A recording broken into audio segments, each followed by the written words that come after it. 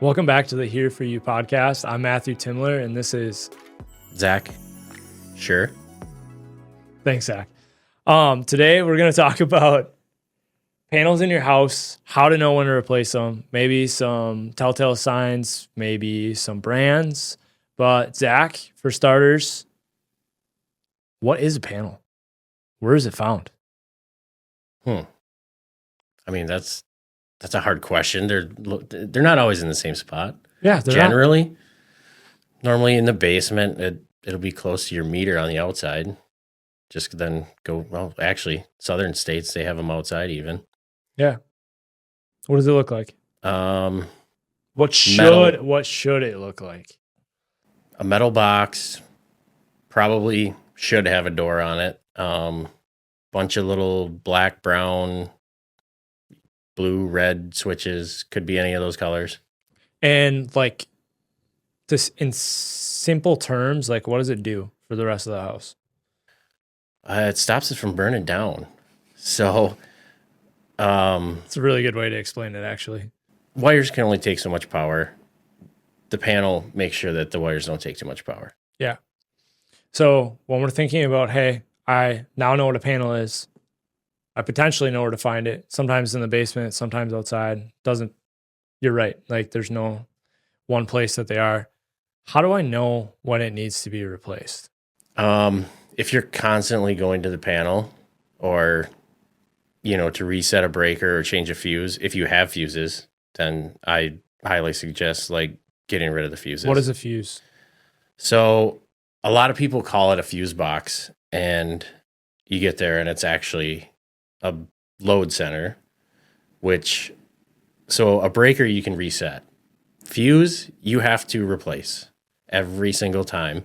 So if you have the little screw-in Edison ones, or a lot of those older panels had a pull-out and then there's 2 cartridge fuses in there. If you're changing those all the time, you definitely need an upgrade. How about like brands? What's a specific brand that if you have it, you should probably replace it? I mean, there's a lot of ones that I would get rid of personally. Well, then do that. Touch on that. The big one, Federal Pacific, though.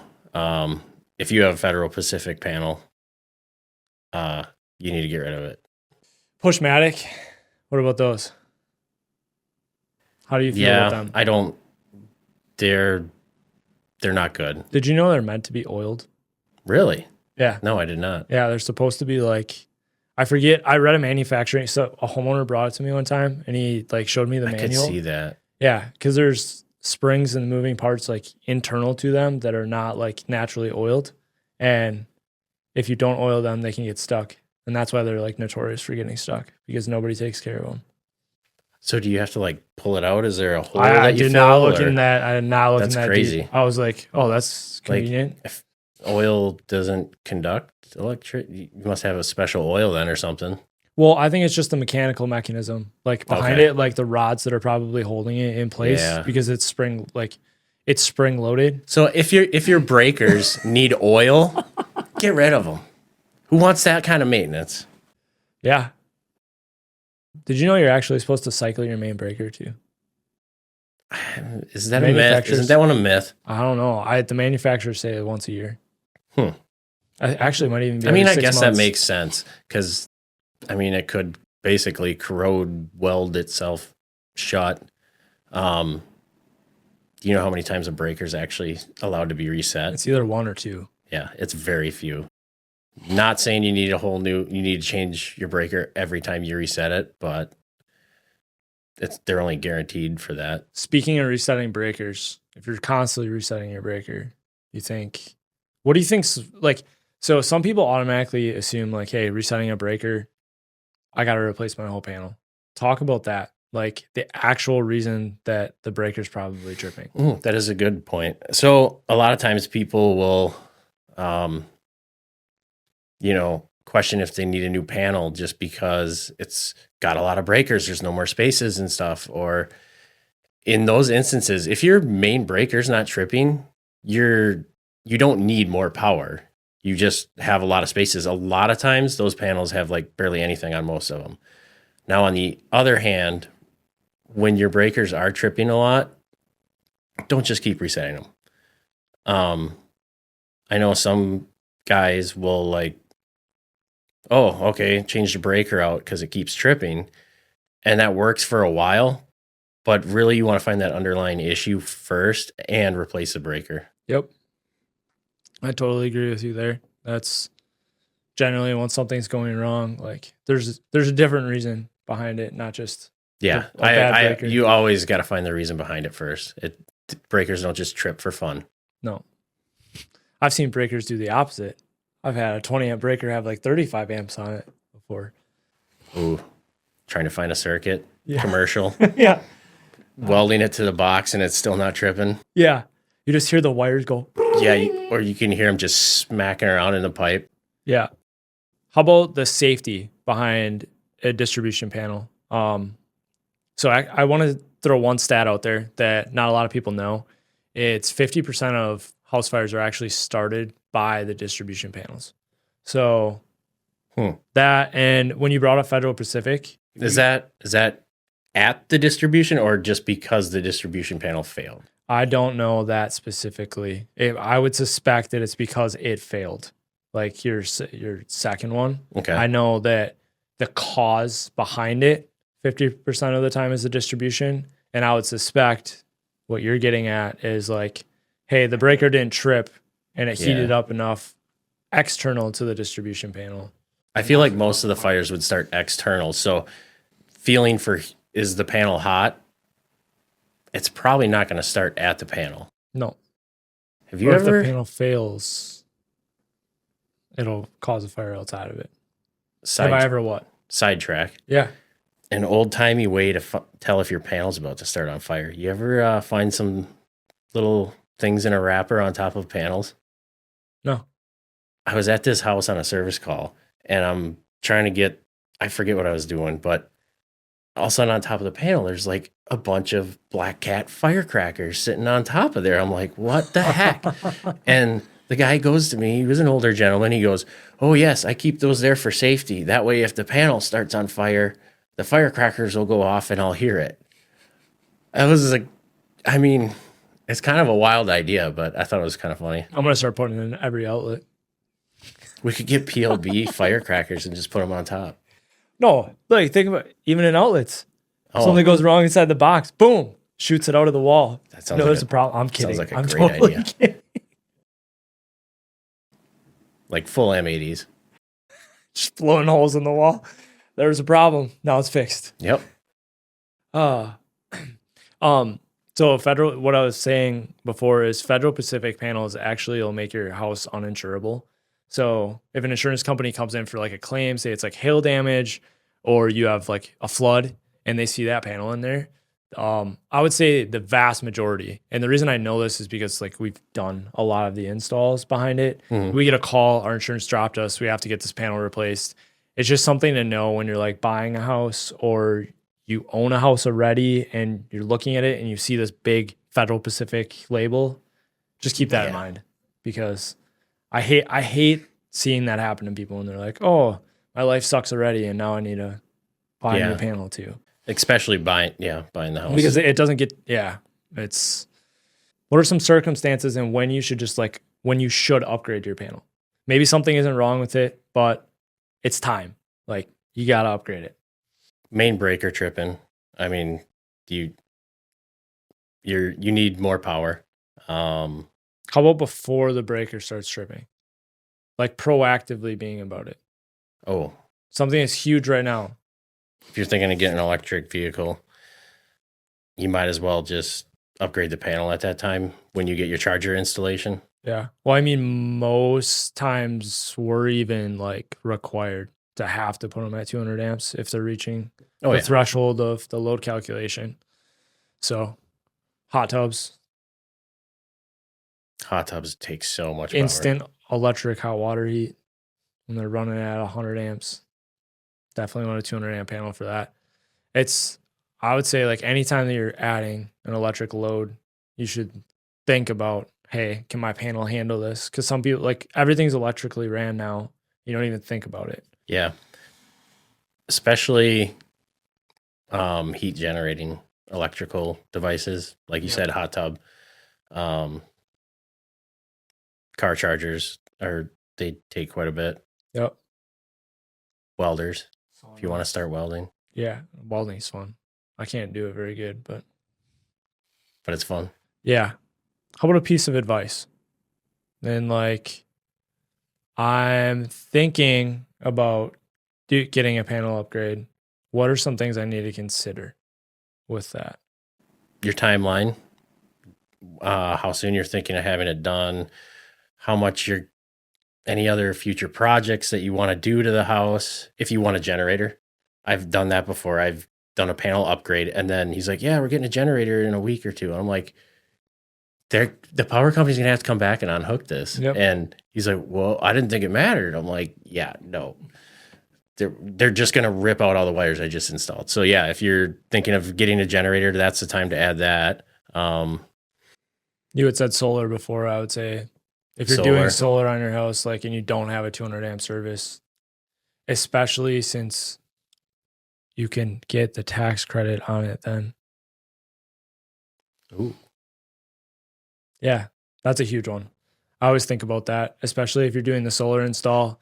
And if you're doing a large enough system, it's justifiable to be able to be like, I had to get this because of the solar system. Sure. So, and it opened, like, you can add a gateway at that point to be able to do battery backup or like different levels of inversion. So yeah, that's a perfect time to do it. If you're already taking a large expense on, you're going to have a loan associated with it. You want a tax credit. I feel like that's a huge window of opportunity. A lot of EVs give like kickbacks too. So like when you buy an EV, a lot of them are getting better at like giving you a certain amount of money towards the install. Sometimes you have more, and that'd probably be a better time to take that and add it towards a panel upgrade. We like slightly touched on it, but like when it comes to circuiting inside of a house, if I upgrade the panel, does that necessarily mean like breakers are going to stop tripping? No. And that's what I said earlier too about finding that underlying issue. If breakers are tripping, there's usually a reason for it. So, and like you had alluded to, the breakers themselves are like what's individually protecting your house. And like, I really feel like it's important that people understand that, because I can't tell you how many times I walked in a house and somebody's like, oh yeah, I threw a 30 amp breaker on a 15 amp thing and it stopped tripping. I'm like, yeah, that's like setting a bomb in your house. That's probably like my biggest thing that just drives me nuts. That's the biggest misconception with that the breaker gives that amount of power. Yep. No, the breaker doesn't, they're like, oh, I need a bigger breaker. Well, it's not changing the breaker. You need to change wire. That breaker is there to make sure not, that too much power doesn't get shoved down that one wire. And that's how fires start. Yeah. I always like to envision it this way and like explain it to customers in this aspect of, would you take the brakes off of your car? Because like, in essence, that's what you're doing. Like you're taking a piece of protective equipment and you're saying, you know what? And the reason I like to equate it that way is because like brakes stop you. Right. And the breaker, it stops the current flow. So in essence, you're taking something and you're leaving it unrestricted now. And the entire reason behind it being restricted is for your protection. It's not because we're trying to just be more expensive. Like, yeah, no. But there's been so many times where I've gone and they're like, yeah, I just need a bigger breaker. And it's like, that involves tearing open walls, running bigger wire. You can't just throw a bigger breaker in there. Yeah. I've had people get in full blown arguments with me, like mad at me that I won't do it. And I'm like, I'm sorry. Yeah. You're welcome to do it.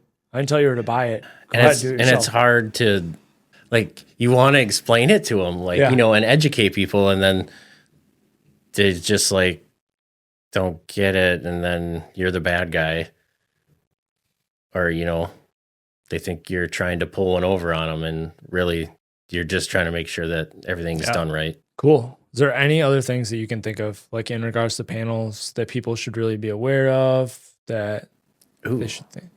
Panels, the exciting thing is I'm starting to see manufacturers go towards adding features to them finally. We went how many years where you just have breakers, but now we're starting to get all this, smart technology and stuff. So far, the only one that I know of is Leviton, but I'm really hoping to see like Square D, Eaton, Siemens. Those guys kind of follow suit too with the smart breakers that can monitor how much power you're using. Mm-hmm. What else do they do? Well, they'll like break down you can remote control things, obviously like lights and stuff, but it'll break down. I've seen ones go as far as recognizing the current draw of your coffee maker and tell you, oh, yep, your Keurig used this much this month on your power bill. Yeah, Square D actually has that as an attachment. It's just not like integrated into the breakers. I really like how Leviton does that. That's who it is, right? Leviton? Yeah. Yeah. But yeah, it seems like the other manufacturers are like, hey, we want this add-on for our customers, but we don't want to like integrate breakers with it. It's almost like amp clamps that you install. And like you can map your entire panel. I know for sure Square D has it, and I just don't know. I'd just love to see him put it right in the breaker because I totally agree with you. And you can't control it with Square Ds. Where like Levitons, you can I'm a huge energy management system guy. Like I like to nerd out and be able to like control things and program things if I want. Yeah. And you can't do that with the Square D. Where like Leviton, if I want my lights to turn on when I'm coming up the driveway, my lights are going to turn on, and I don't have to have a time clock. It's just at the breaker. Like that's pretty cool. Yeah. Here's hoping they're not the next Federal Pacific, though. Yeah, you're right. We're here talking about how cool they are, and then they start burning houses down. I know. They've been in the switch game for a long time. They have. They have EMS panels that are like top of the line. So you have to assume that they know a little bit what they're doing. Well, any closing thoughts on panels, breakers, what to do, what not to do, when to get them, when not to get them? If you have any questions, call us. Yeah. Call somebody. Yeah. Yeah. Don't be afraid to ask the experts. Like, we're here to help guide you, especially us. Like, I am passionate about helping people and guiding them. Like, I would rather have a conversation about how not to burn your house down than, hey, yeah, you need a panel and you don't really need a panel. Yeah. I like to think that other contractors are all the same way too, that they're not out to screw you. You can even get different opinions. I don't know. I encourage it, honestly. Different, like all of us have different experience. Like that firecracker thing, I've never heard that in my entire life. You just taught me something on this podcast. Like we all have different perspectives, and like we've all been experienced to different things. So I really feel like it's important that people go do their research and like lean on us as industry experts. We don't know everything. No. Like we know enough to get the job done efficiently and safely, and we're learning stuff every day. You just taught me something. So it's pretty cool. All right. Before you wrap up, I'll ask you one quick question. Is there a lifespan to like both boxes and the breakers themselves that like people think like I've installed it now that'll last forever? Is there like every 10 years it's a good time to replace them or something like that? That's actually a super valid question. I have a personal opinion on that question. The question was, what is the lifespan of panels? Do you have any thoughts on that? I do. And if you don't, you can like build on my thoughts if you want. It's hard to say where the stuff that we have now, how far it's going to go. I've seen panels that are 30, 40 years old and still functioning. Yep. Perfectly fine. We mentioned if you reset it multiple times, or if it just doesn't feel the same, that's another way too, that like if you have a breaker that doesn't feel the same, you got, click, click, click, and then that one goes ka-chunk, that might be a reason. That'd be something to look at. Why is that one different? Yeah. So like my own personal opinion on this is in the longevity of the breakers themselves, I would say Square D, QO, you're pretty safe 25 years. I would say like Eaton, Homeline brand of like Square D, once you hit like 15 years and you got a decent amount of usage, I personally think you potentially are going to start to have problems. I just like have seen way too many of them. The springs, like, you know how they just aren't as, they don't seem to be as strong as like the square Like EQOs. how How they strong seat when into you the fingers themselves, and they just seem like more cheaply built. And it just seems like Eaton BRs, like if you even look at ITE panels that Siemens bought out, and they like haven't changed the brand, and like you see how deteriorated the ITEs become.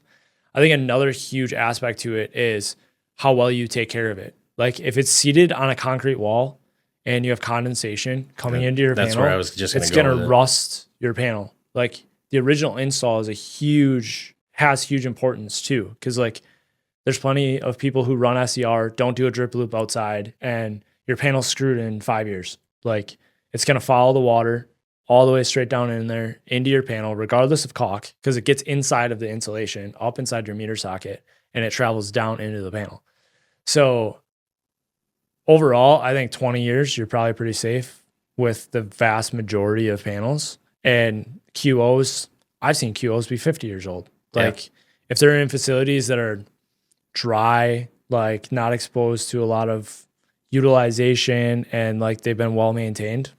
Yeah, that's another one that I was going to mention is the dryness. Like if you have a really wet basement, you might want to get that inspected every other year at least. Just have somebody take that cover off, check, because I've actually seen the basement itself wasn't wet, but it was ran in conduit. So they had a 2-inch going outside, but they never duct sealed anything. Yep. 2-year-old panel already had like a ton of rust and corrosion inside from that cold air. You got a warm basement and you got freezing cold air coming out in the wintertime, coming down into your panel. And you would have thought the panel was 20, 30 years old. Yeah, and there's something to be said about that, because that was probably like a fly-by-night panel. They probably didn't have an inspection, probably didn't have like certain things happen to it. Just that one little thing got missed. And yeah, but like that's important to have people that actually know what they're doing, because like you know that you full know to duct seal it, and there's a reason. I mean, I knew that we'd do it, and I know why, but I never realized how much it can actually harm the panel not having your duct seal in there. Yeah. I've had the same experience. I watched somebody took an LB and put it underground, and they thought that was a really smart idea. It was a brand new install that somebody else did. And it was like 6 months later, there was a lot of rain, and all of a sudden water was just pouring out of their panel because they put it below grade. Like just small little things make a huge difference. Like we've been in the industry, we know what we're doing. We know why you don't put things below ground. Like that's. Yeah. So, yeah, that was a really good question. So, with that, thanks for listening to the podcast. And as always, we're here for you.